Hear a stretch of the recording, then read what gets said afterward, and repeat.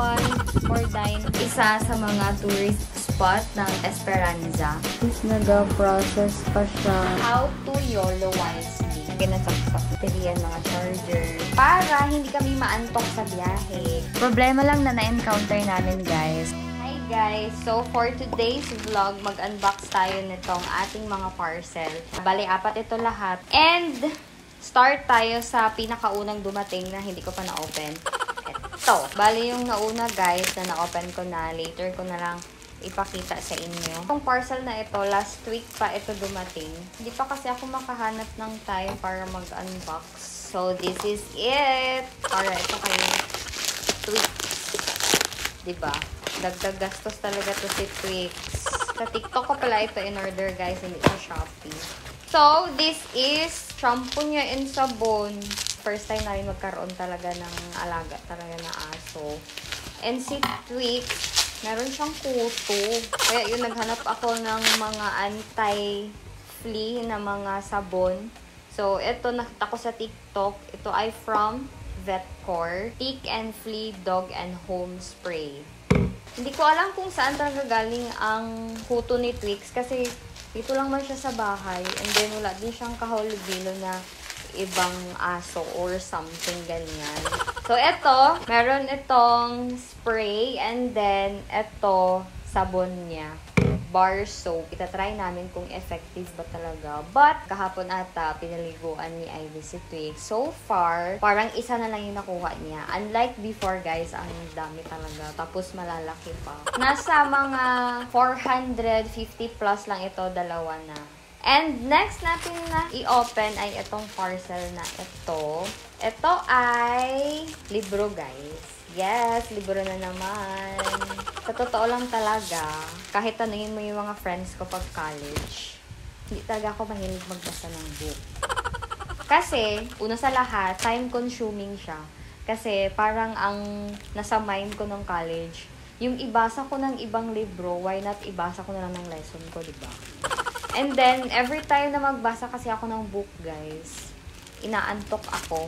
And, pag yung mga story-story ganyan. Actually, nag-try ako, pero wala talaga, guys. Hanggang sa lately, nahilig lang ako magbasa ng mga non-fiction na book. Yun nga, as I mentioned on my previous vlog, na gusto kong magbasa ng mga book, yung mga about sa mind, about self-improvement. Kaya, itong book na ito, parang pang-3 ko na, or pang-4.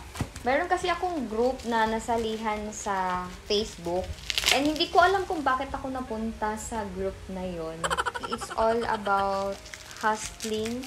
Like, you only live once, mga ganyan. Ito yung isa sa mga book nila. And ito, mga nasa less than 800 pesos lang. Meron siyang kasali na bookmark. This is the How to YOLO Wisely. A step-by-step money guide for people who wanna enjoy life. So, di ba guys, parang every month may bago tayong book na binabasa. Next guys, ito, bagong dating lang. Like, kanina lang talaga. So, this is a motorcycle intercom. Yung main reason kung bakit bumili kami nito, kasi uwi kami ng Esperanza and magmotor lang kami. Tapos ang biyahe kasi guys ay mga nasa 4 hours. Para hindi kami maantok sa biyahe, ganyan. So kailangan namin mag-usap kasi 4 hours yun. Hindi din pwede na matulog ako, di nahulog ako, di ba? Hindi din pwede siya ang matulog kasi siya yung mag-drive. So kaya, bumili kami ng intercom. Si Ivy ang naghanap nito sa Shopee. Hindi ko alam kung bakit itong binili niya. But, let's see. Itong dalawa na ito, nasa 2,000 plus. So, 1,000 pesos each or less than 1K. So, yun. Ay! Mamaya, pag makabit na ito ni Ivy, baka itry namin. And, dalawa siya, guys. And, yung next na binili namin ay keyboard. Ito ay from Rapu. Binili namin and in-order namin ito sa Shopee. Meron na din siyang kasamang mouse. O, diba? Nasa around 1,300 pesos lang ito. And wireless na siya. Pwede ba siyang i-connect through Bluetooth and pwede din sa USB sa pag-connect ko gamit yung Bluetooth niya. Madali lang siya i-connect. Like, pag i-on mo yung Bluetooth niya, mag-connect na siya kaagad.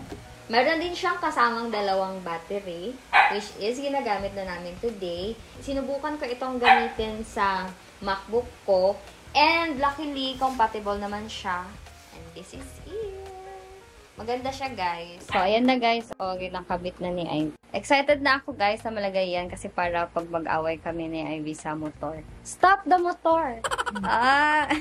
So, ito yung mga kasama niya na ano, guys, na mga tools. And ito yun, hindi ko napakita kanina, pero this is it.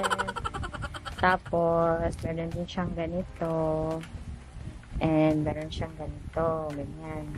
C1 for dine. Palit pala ako ng sunscreen. Ay, hindi ako nagpalit. Actually, ito lang yung available na sunblock doon sa KCC pagbili ko kahapon. Pero 'di ba, Bello pa rin yung ginagamit ko, tapos ito Bello pa rin. So siguro naman same lang. Ito kasi kuan lang siya, Bello Sun Expert Whitening Sunscreen. So puputi na ba tayo nito, Dr. Vicky Bello? Hi guys! Ano na kami? Tingnan niyo.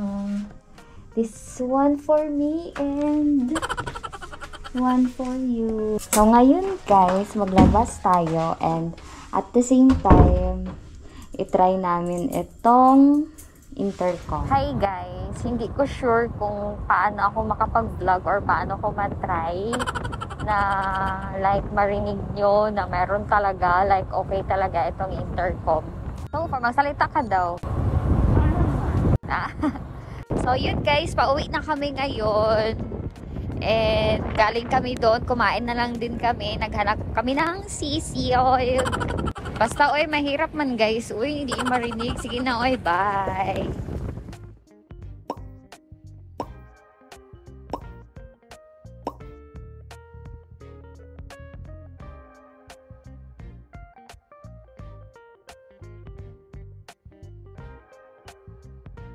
Guys, nandito na kami sa bahay. I-share ko lang sa inyo yung experience namin sa intercom. So far, maganda naman yung intercom. Klaro din yung voice na naririnig namin. And then, meron din siyang noise cancellation. Ang problema lang na na-encounter namin, guys. So, di ba nag-ausap kami ni Ivy habang nagbibiyahe, ganyan, salita-salita. Pagdating namin sa isang place, wala na kami pag-usapan. So, parang baliktad na siya. Kasi napag-usapan na namin along the way. Kaya iyon, dapat limited lang. Dapat naka-plan kung ano na yung pag-usapan namin sa biyahe. If ever gusto nyong mag-order, ilagay ko yung link sa description box para ma-check nyo.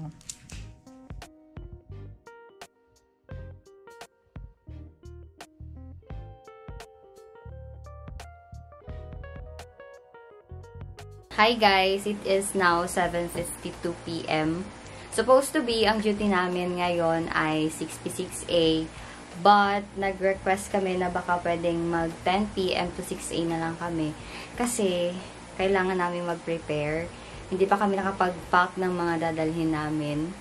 And, kailangan namin mag-pack kasi uuwi kami bukas ng Kamasi doon sa amin. So, ang plan kasi namin, bukas mismo, pag out namin ng 6 a.m., diretso na kami biyahe. So, ngayon lang yung time namin para mag-prepare. As of now, guys, ito yung setup natin. Ito yung mga gadgets na kailangan kong dalhin, yung GoPro, yung battery. Dito sa kabila, sa bed, yung mga damit namin.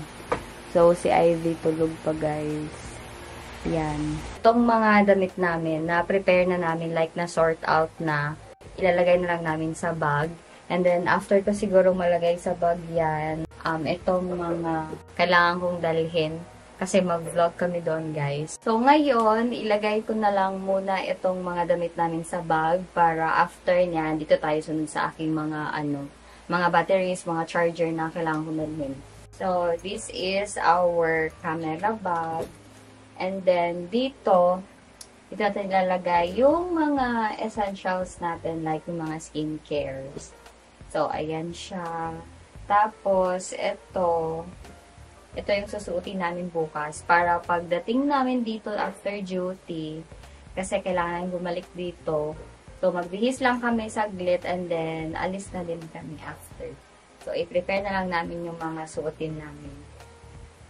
Ngayon guys, delete ko na lang muna yung mga laman ng SD cards ko para magamit ko ulit sa biyahe namin. Cramming na talaga ito guys. Like, dito nalagay ko na yung mga cords na kailangan ko. Tapos, yung mga power bank, battery, and mga charger. And ito guys, big help talaga ito sa amin. Every time na nagabiyahe kami, ginadala talaga namin ito.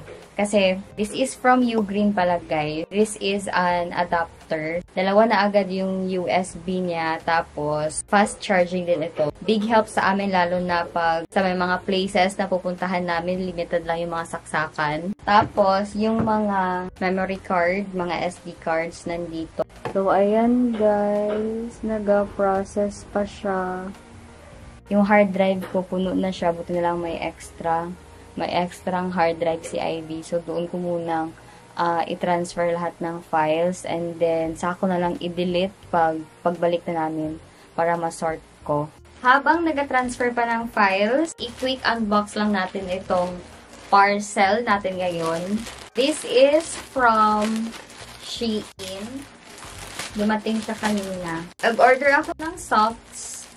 Bale, isang set pa lang kasi gusto ko munang matry kung maganda itong quality. Medyo manipis siya, guys. Mga nasa 100 plus lang ito, 5 pairs na.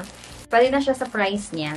Gamitin kasi namin ito para sa mga shoes namin na, alam mo yun, pang shorts na mga shoes. And then, nag-order ako nitong mini fan. So, ito guys. So, para ito sa table na mini fan. Minsan kasi pag nag-i-edit ako guys, masyadong mainit. And yung laptop ko umiinit din. So, kaya naisip ko na bumili nitong maliit na desktop fan. Para ilagay mo lang dyan sa harap mo habang nag-i-edit ka. So, USB siya guys. Akala ko rechargeable. Pero hindi pala. Kailangan ko siyang isaksak. And then, may on and off lang din sa likod. 150 plus lang din ata ito, guys. And then, next na binili natin, yung main reason kung bakit ako nag-order ng Shein. Kasi, nag-order ako ng damit ni Lola.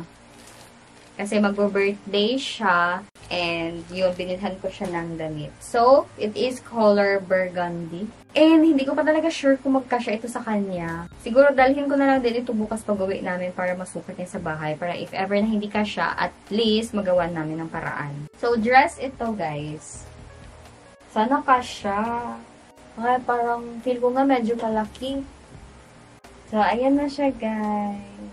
Dalhin ko ito para masukat niya bukas. Actually, hindi niya alam na binilhan ko siya ng damit. So, balik natin sa lalagyan dahil dadalhin natin ito.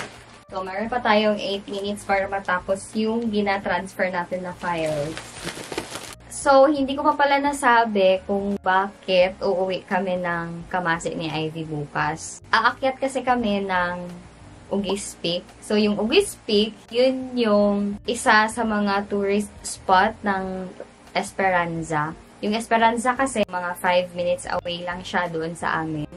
Actually, matagal na namin plan na umuwi talaga doon para nga mapuntahan namin yung Ugis Peak. Kasi taga doon ako pero hindi ko pa talaga siya napuntahan. Kaya ngayon lang kami nakahanap ng perfect time para umuwi.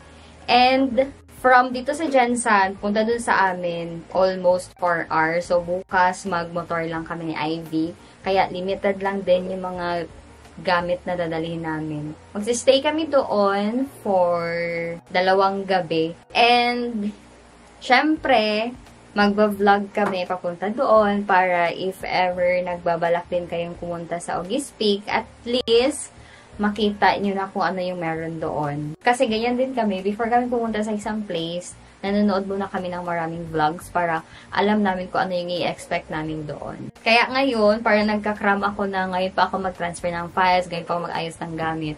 Kasi duty din kasi kami talaga, guys.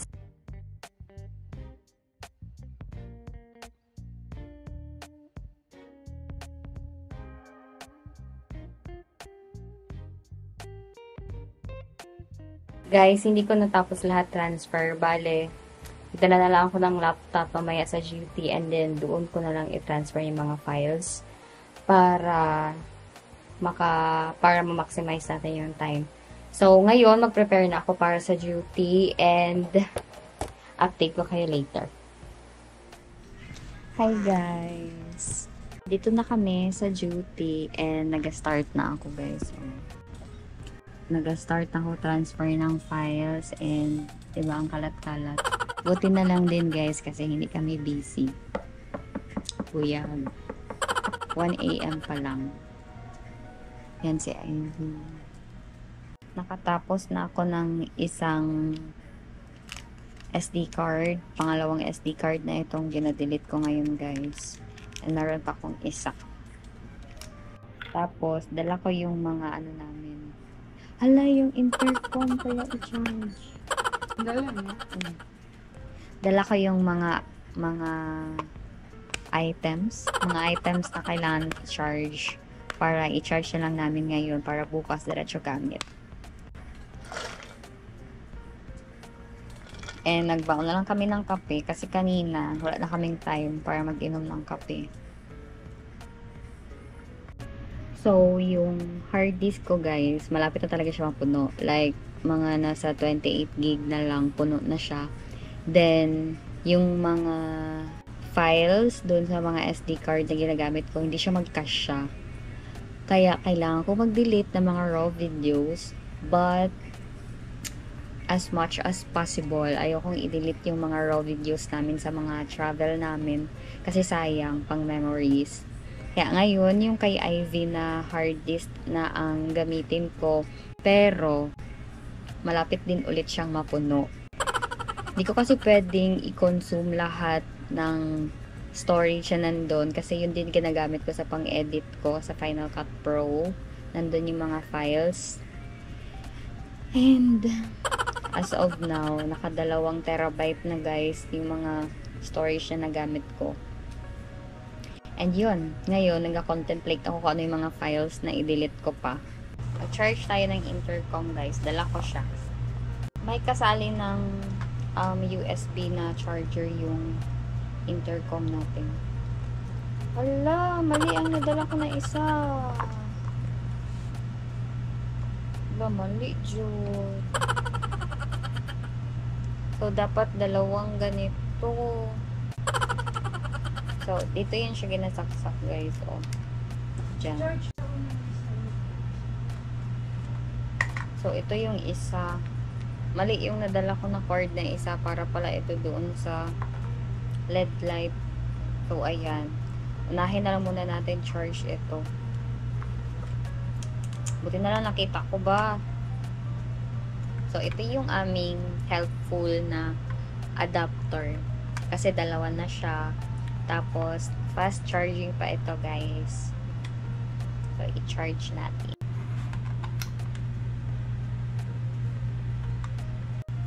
Oh, after nun, pag ma-full na, itong isa naman ang i-charge. Haha, hindi ko talaga napansin kasi nagamadali na ako kanina. So, mali pala. Ito pala yun. And then, after siguro nito, kay itong GoPro naman ang i-charge natin kasi ginagamit ko siya ngayon. 3:16 AM na, tapos na akong nag-delete and nag-transfer ng mga files. Ayan, gi-unplug ko na, tapos yung mga SD cards. Then, yung isang intercom, yun na yung naka-charge ngayon.